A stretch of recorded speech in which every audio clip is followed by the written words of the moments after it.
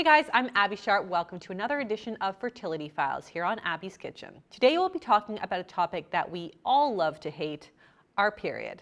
And guys, before you click next, you might actually learn something about the women in your life, so I do encourage you to maybe stick around. Now, real talk friends, women of childbearing age are no stranger to the cramps, cravings, and mood swings that come with the dreaded time of the month. I've received a lot of questions about this, so today I'm going to be breaking down the research on the best things to eat during each phase of your cycle so that we can all feel our best. Now, before we get into it, of course, my general disclaimer that the information in this video is for education and entertainment purposes only, and you should always speak to a registered dietitian or your healthcare provider about your unique case.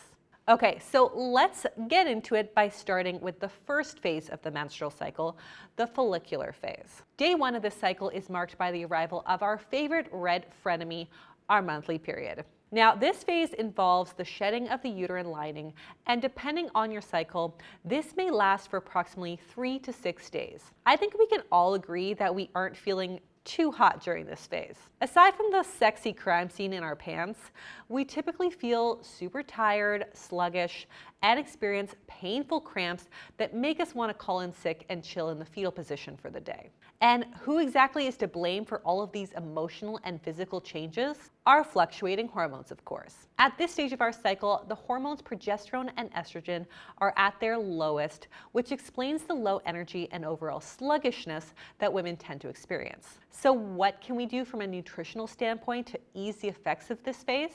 Tip number one, up that iron.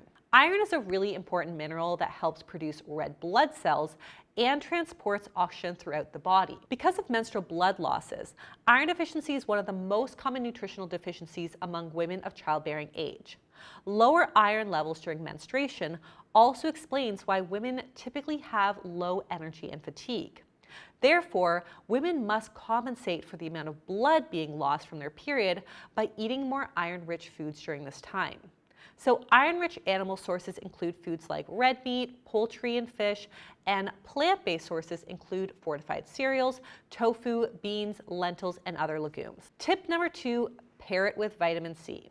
Vitamin C is an antioxidant that not only helps with immunity, healthy skin, and wound healing, but also helps our bodies to absorb iron even better. Think of vitamin C as iron's trusty sidekick or cheerleader that brings out the best in them. So if you're adding an iron-rich meal during that time of the month, make sure to pair it with a source of vitamin C like citrus fruits or veggies like bell peppers, tomatoes, or leafy greens. To give you an example, this could look as easy as a bowl of veggie chili with a squeeze of lime juice on top, or tofu stir fry with bell peppers.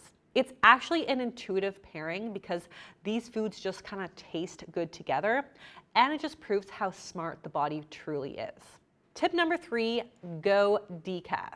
Just as vitamin C helps to increase the absorption of iron, there are also certain inhibitors to be aware of that can interfere with iron absorption. Coffee and caffeinated teas such as green tea and black tea have an antioxidant substance called polyphenols, which can decrease the amount of iron the body absorbs. The other potential downside to caffeine is that it's a vasoconstrictor, which means it makes the blood vessels in your body constrict. A lot of women find that this constriction can make their period cramps even worse. So for that reason, it might be best to stick to herbal tea on those first few days, or at the very least, spread the caffeine out at least an hour before or after your iron-rich meal to help maximize the absorption of iron.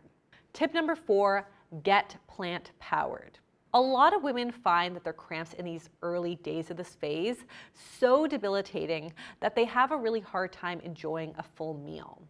This is also the time when our bloating and cramps start, so making sure to stay nourished with lighter, less processed food may help. While salt and fat are both super delicious, you probably inherently know that this isn't probably going to make you feel so great right now because we're already feeling so bloated, sluggish, and sick. Salt increases water retention, which causes bloating, and fatty foods increase prostaglandin production, which can increase contractions, aka cramps.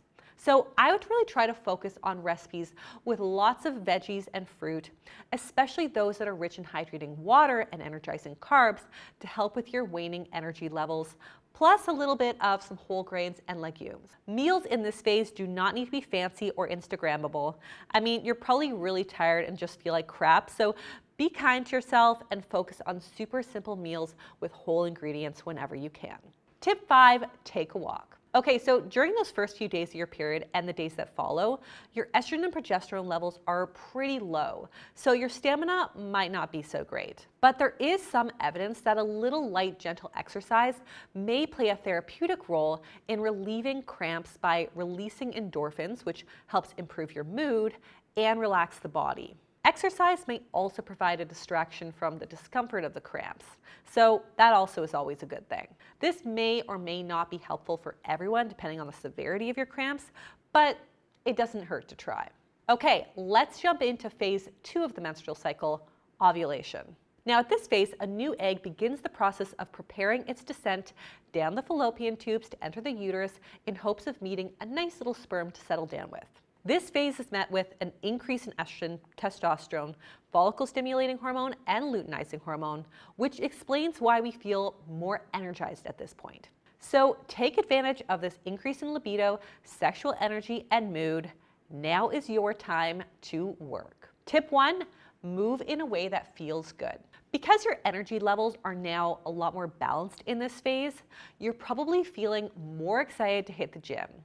So hit up some Pilates, weight training, spin class, or what I guess evolution would want us to be doing, of course, having sex. Our higher energy levels and brighter mood are a good match for these types of moderate to high intensity activities. So if you are an active person and this brings you joy, now is the time for it. Tip number 2, use this energy to prep. Again, because this phase allows for optimal energy levels, this is the best time to get in the kitchen and cook up a storm. So get out your slow cooker, Instant Pot, and every casserole dish you own. This is when you want to do your batch prepping for the week. So chopping up vegetables, cooking proteins, make and freeze soups and casseroles for the week. Go get 'em, girl. Now let's talk about the third and final phase of the menstrual cycle, the luteal phase. The luteal phase happens when ovulation phase does not result in fertilization, aka there ain't no bun in the oven. When this happens, hormone levels decline and we experience the oh so lovely PMS. This may include symptoms like cramps, headaches, bloating, mood swings, fatigue, and food cravings. Which brings me to tip number 1, notice your food cravings. Now, we have all been there, eating chocolate chip cookies and crying over a cheesy rom-com for no real reason. That, my friends, is the luteal phase, aka when PMS hits. But food craving symptoms are actually scientifically proven. Research has found that our food cravings during the luteal phase are linked to the amount of leptin in our blood. Leptin is the hunger hormone that tells us when we're full and we can stop eating.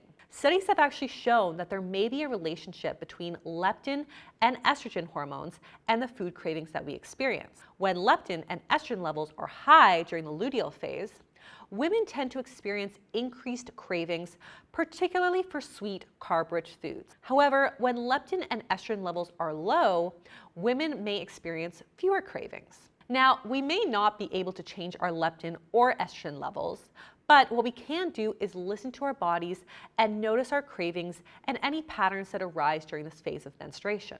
Do you crave sweet foods or salty foods? Are there certain textures that you prefer? Maybe a satisfying crunch from a bag of chips or the soft doughiness from a donut? I mean, it's really important we start to become more aware and mindful of these food cravings in order to assess what it is that your body actually needs. And that brings me to tip number 2, let yourself have the carbs. As mentioned, research suggests that we tend to crave refined carbs during this phase thanks to PMS.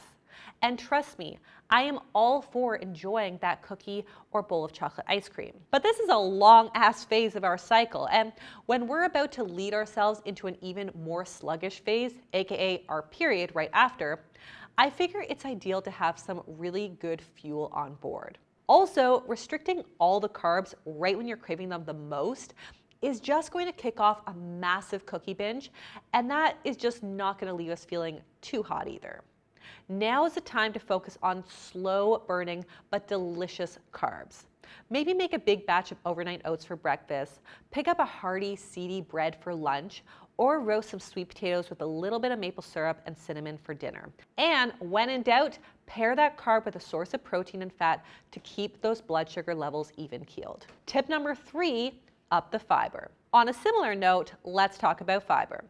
Progesterone levels are at an all-time high during this phase right before your period, and we know that progesterone is one of the major culprits of constipation. So you're going to want to sneak in lots of fiber-rich whole grains like quinoa or bran cereal, things like berries or vegetables like broccoli or kale, flax, beans, and nuts. That brings me to tip number 4, ease the bloat. During the luteal phase of menstruation and leading into those first few days of our period, it's very common to feel bloated regardless of how much or what you eat, thanks to our higher levels of estrogen, and those estrogen levels cause us to retain more water. Therefore, as I mentioned earlier with the menstrual phase, you'll want to focus on more fresh foods instead of highly processed salty foods. You might also want to stick to plain water, as carbonated drinks can cause more gas and discomfort, plus going easy on foods that tend to cause you digestive distress. This obviously varies from person to person, but common triggers are high FODMAP foods like dairy,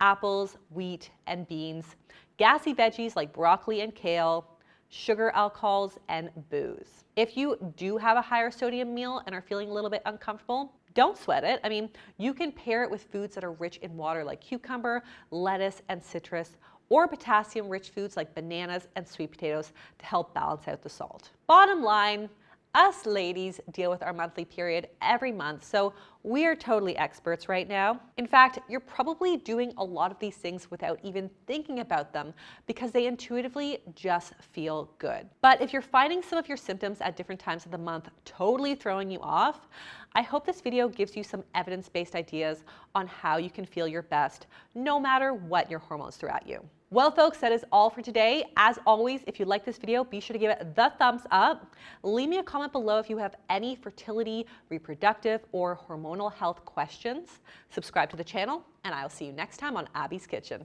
Bye!